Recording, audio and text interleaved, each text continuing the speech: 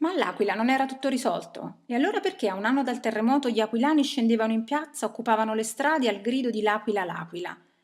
Ci siamo messi in viaggio per capire da vicino, per guardare con i nostri occhi, per parlare con i cittadini da cittadini, senza la mediazione di nessuno e soprattutto di un'informazione pubblica di cui non ci fidiamo più.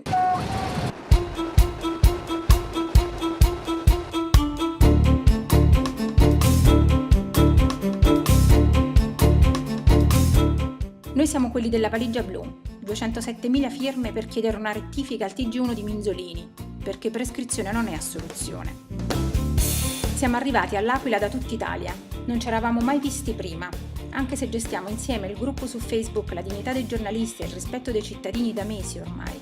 Ma fino ad ora era tutta una chat tra Skype, Facebook, Google e Twitter.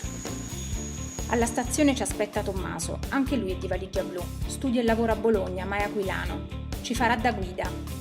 È stato lui a organizzare con i vigili del fuoco la nostra visita nella zona rossa, che è poi come dire tutta la città. A parte quei 700 metri di corso riaperti e comunque totalmente transennati, il centro storico dell'Aquila, 800 anni di storia, è tutta un'inesorabile, paurosa, inquietante zona rossa. Transenne e ponteggi lungo tutto il percorso. E quelle transenne che proteggono da eventuali cadute di masse dagli edifici sono lì a sostenere la protesta di chi non ha più voce, cartelli, striscioni, fogli, lenzuola scritti a mano che dicono una cosa sola: ridateci la nostra città, noi non la lasceremo morire.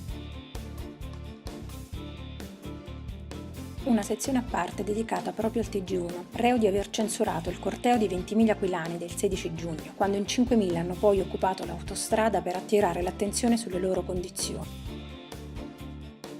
Il giro nella zona rossa parla più di 1.000 foto e di 1.000 immagini, bisogna vedere per capire. Questo non è stato un terremoto, è stata una tragedia immane che ha distrutto un'intera comunità.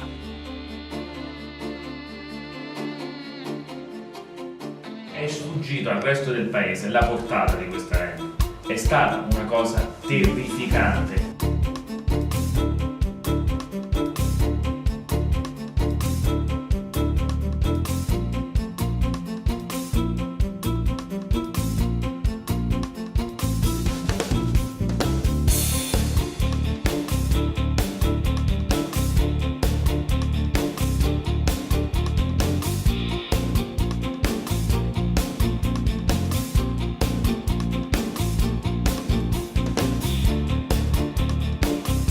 Tra vicoli, piazze e strade dove domina impetuosa la struttura dei ponteggi, sai che quello è un museo all'aperto del post-terremoto e ti chiedi veramente se a questo punto riusciranno a ricostruirlo.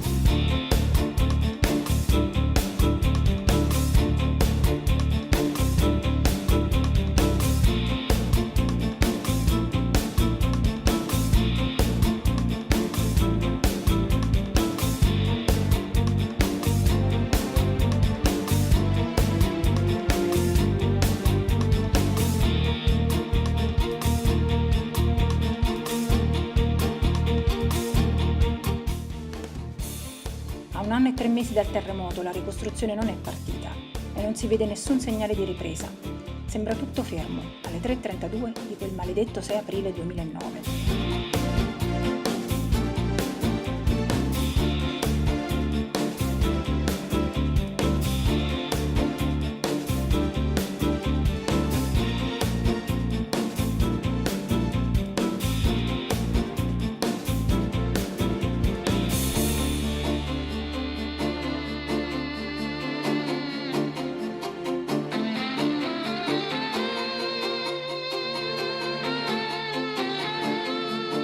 Ma gli aquilani sono tosti e si sono messi in piazza con un presidio permanente per fare pressione sulle istituzioni.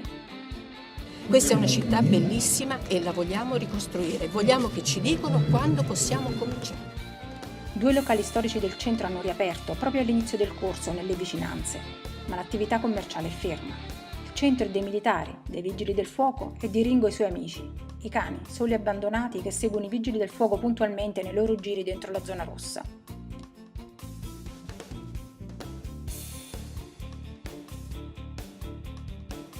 Parliamo con le persone che incontriamo, cerchiamo di capire come stanno, che sta succedendo. Sono persone per bene, non sono black bloc.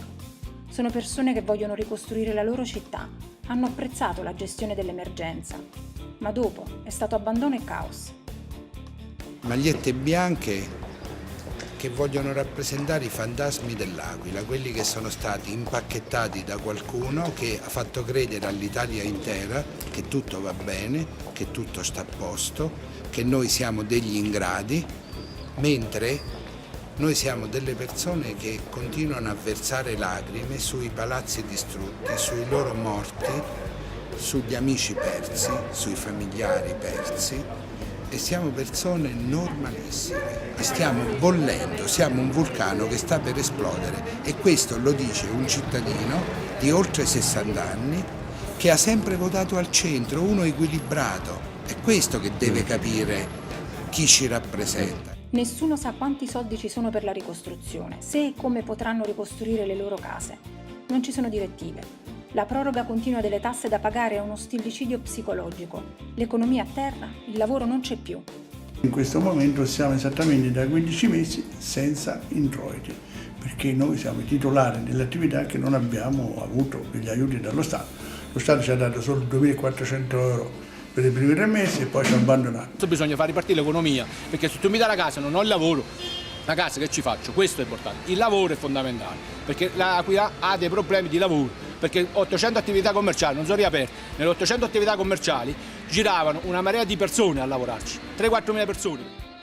Al di là delle polemiche e delle responsabilità, si cerca di capire ora come fare per aiutare gli aquilani. Ma come si fa ad aiutarli se prima non viene fuori come stanno veramente le cose? Senza strumentalizzazione né da una parte né dall'altra. Non c'è democrazia senza verità. Cominciamo da qui. Cominciamo a chiedere la verità sull'Aquila, per favore.